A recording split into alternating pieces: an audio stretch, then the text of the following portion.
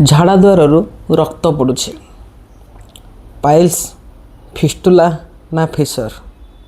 ଆମେ ଡିଲେମା ଭିତରେ ଥାଉ କି ହେଲା ତ କ'ଣ ହେଲା ଆମର। ଆଜି এই ଭିଡ଼ିଓରେ ଆମେ ଜାଣିବା ଆମର କ'ଣ ହେଇଛି ଆଉ କେମିତି ଜାଣିପାରିବା ଆମର ପାଇଲ୍ସ କି ଫିଷ୍ଟୁଲା କି ଫିସର ହେଇଛି। ପାଇଲ୍ସରେ କ'ଣ ହେବ, ଗୋଟେ ମାସ୍, ଛୋଟ ମାସ୍ ଗୋଟେ ଆପଣ ହାତକୁ ଲାଗିପାରେ ନ ବି ଲାଗିପାରେ, କିନ୍ତୁ ସେଥିରେ ବ୍ଲିଡ଼ିଂ କ'ଣ ହେବ, ଟପ୍ ଟପ୍ ଟପ୍ ଟପ୍ ହେଇକି ଝାଡ଼ା ଯାଇ ସାରିଲା ପରେ ପଡ଼ିବ।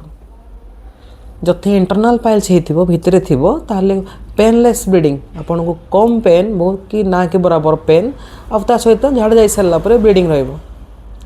ଯଦି ଏକ୍ସଟର୍ନାଲ୍ ପାଇଲ୍ସ ଅଛି, ସେ ଆପଣ ହାତକୁ ଲାଗିବ ଆଉ ବ୍ଲିଡ଼ିଂ ହେବ ଆଉ ପେନ୍ ବି ଅଳ୍ପ ବହୁତ ସେଥିରେ ରହିବ।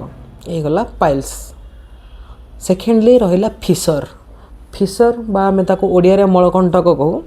ସେଇଥିରେ କ'ଣ ହୁଏ, ଗୋଟେ କଟିଂ, ଝାଡ଼ା ଟାଇଟ୍ ହେଇକି ସେ ଗୋଟେ ଆମର କଟ୍ ହେଇଯାଏ, ଭିତରେ କଟିଂ ହେଇଯାଏ ଆଉ ସେତେ ଶୀଘ୍ର ସେଇଟା ହିଲ୍ ହୁଏନି। ଆଉ ଏଇଥିରେ ଡ୍ରାଷ୍ଟିକାଲି ପେନ୍ ବହୁତ ରହିବ। ଝାଡ଼ା ଯାଇ ସାରିଲା ପରେ 2 ରୁ 3 ଘଣ୍ଟା ପର୍ଯ୍ୟନ୍ତ ପେନ୍ ରହେ। ଆଉ ଟିକେ ଗରମ ପାଣି ସେକ ଦେଲେ ଧୀରେ ଧୀରେ ଧୀରେ ପେନ୍ ସବସାଇଡ଼୍ କରିଯାଏ। ତ ଇଏ ହେଲା ଫିସର। ଆଉ ଏଇଥିରେ ବ୍ଲଡ଼ କ'ଣ ହେବ, ଝାଡ଼ାରେ ଲାଖିକି ଆସିବ, ପୁରା ସେ ଯେଉଁ କଟିଂ ଥିବ ସେ ପୁରା ଗାର ଆକାରରେ ପଡ଼ିକି ଆସିବ। ଇଏ ଗଲା ଫିସର। ଆଉ ରହିଲା ଫିଷ୍ଟୁଲା ଲାଷ୍ଟ, ଯେଉଁଟାକି କ୍ରିଟିକାଲ୍ ଜିନିଷ। ଏଇଥିରେ କ'ଣ ହୁଏ, ମଳଦ୍ୱାର ପାଖରେ ଗୋଟେ ବଥ ହୁଏ। ସେ ବଥ ପରବର୍ତ୍ତୀ ପର୍ଯ୍ୟାୟରେ ଫାଟିଯାଏ ଆଉ ଫାଟିବ କିନ୍ତୁ ସେ ଶୁଖେ ନାହିଁ, ତା ନାଁ ହେଲା ଫିଷ୍ଟୁଲା। ଏଥିରେ କ'ଣ, ଅଧିକ ପରିମାଣରେ ପୂଜ ବାହାରେ ଆଉ ଶୁଖିବନି ଆଉ କୌଣସି ବି ଆଣ୍ଟିବାୟୋଟିକ୍ ଶୁଣିବନି। ଇଏ ହେଲା ଫିଷ୍ଟୁଲା।